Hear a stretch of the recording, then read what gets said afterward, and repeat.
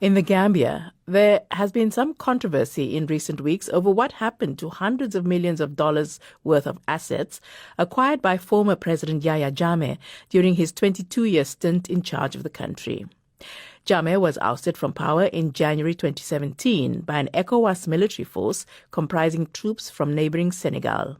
The total value of properties, vehicles, animals and other items in question is more than $360 million, and only a fraction of that has actually been recouped by the government. An investigative report published by a local newspaper, The Republic, last month alleged that some of these assets had been sold at knockdown prices to individuals with close links to members of the current government.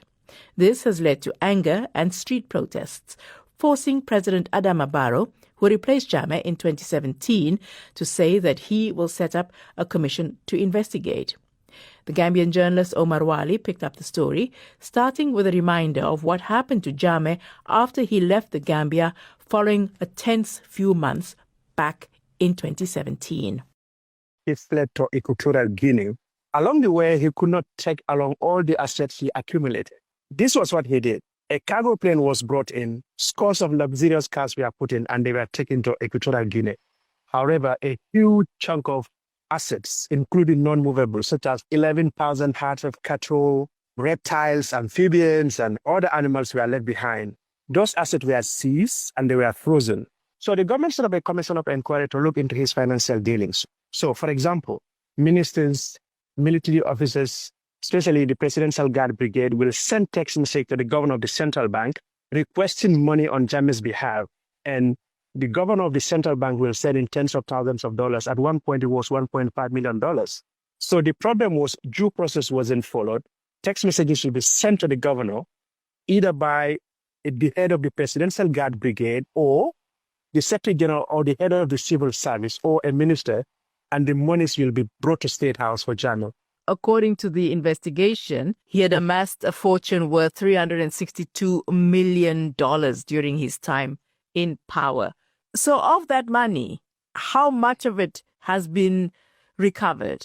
$33.7 million was recovered. So this money includes the sales of 35 real estate, 5 aircrafts, 458 vehicles, 197 tractors, shares in companies, and luxury items. So there's a shortfall of $340 million. So what do people think happened to it? Well, the blame goes squarely to the president because he's been accused of setting up a commission of inquiry, but he did not follow the due process to make sure these assets were put in public tenders or public to be informed. And majority of Ghanaians were not even aware that most of these assets were sold out. So the state was able to recoup some losses, but almost like a drop in the ocean of the actual value of the assets that Jammeh had amassed. What did the state do with what it did take? The 35 properties, etc., etc. What happened to those assets? They made profit of $23.7 million out of this 362. So government still did not recuperate $340 million, despite the selling of real estate, 5 aircrafts, 458 vehicles, 198 tractors, and so on. And who were those things sold to? That's where the question is now, because whilst the commission was ongoing, those tractors and vehicles were sold out, but they didn't know who bought them. 3 regions in the country, West Coast and KM, and even the North Bank, it was initially said the governors of those regions were the ones who bought the assets. But 3 of them came out and said they did not receive or bought any from the commission. So the government is now being asked to go back and come and tell Gambians who bought those assets, at what price, when, and what happened to those proceeds. So Gambians are so upset about this that President Adama Barrow actually had to address the nation in a televised address. Let's hear what he had to say about this. Let me reassure every Gambian that the assets recovered belong to the people.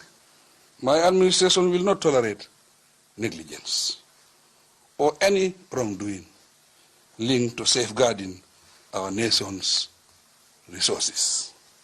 We are committed to full transparency in whatever we undertake on behalf of the people. That's President Adama Barrow Are people convinced that this will be done with full transparency and that they will get answers? I don't think so. And I don't think the president's speech did quell the anger of many people. This has been a cliche for the president. He will come out whenever issues like this happen. He will address the nation, but he doesn't take strong stance when it comes to fighting corruption. Here is a man who said audit reports are opinions. And he also said that corruption is as old as mankind.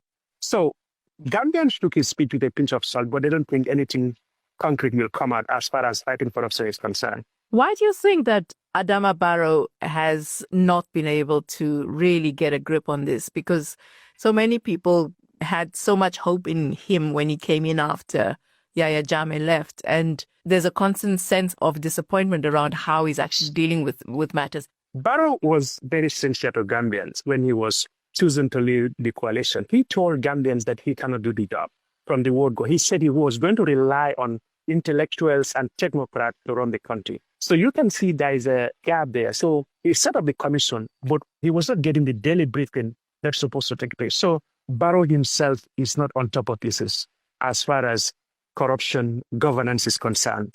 Why do you think people were so angry with this? I mean, they went out on protests. Some of them were arrested, detained, and released.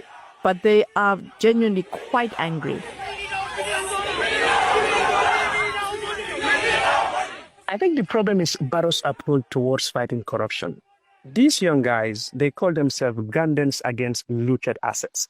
So they wrote to the police applying for a permit. In the Gambian constitution, you can't protest if you're not issued a permit. So the permit was rejected. So they decided to go out and they were arrested. When they were arrested, another group of young guys came out. So those people also said, unless and until they release these young people, they won't go home. Free our youth, free the list, free our youth, free the list, free our youth, free the list. And this is those who bought Jammeh'S asset. As we speak now, the government has asked the Justice Ministry to go and find out what happened to all the assets. So in the coming days and months, hopefully, they will produce another list, which will have a comprehensive report of those who bought the assets. Have we heard anything from Yahya Jammeh himself? I'm just wondering how much support do you think he has still in the Gambia? Jammeh will just make a phone call to his supporters and said, can you guys go to my village? Tens of thousands will gather there for just 10 or 20 minutes will phone call. And this is after nearly 8 years out of office, Barrow still want to have a coalition with him. So he has loyal supporters. And although so many things happen under his regime, but he is a man who also brought so much infrastructural development. So he has a huge impact in changing the lives of many Gambians, be it in students, in the military, and when it comes to infrastructure of the country. So he still has a strong support among Gambians. That's a friend of Focus on Africa, Omar Wali.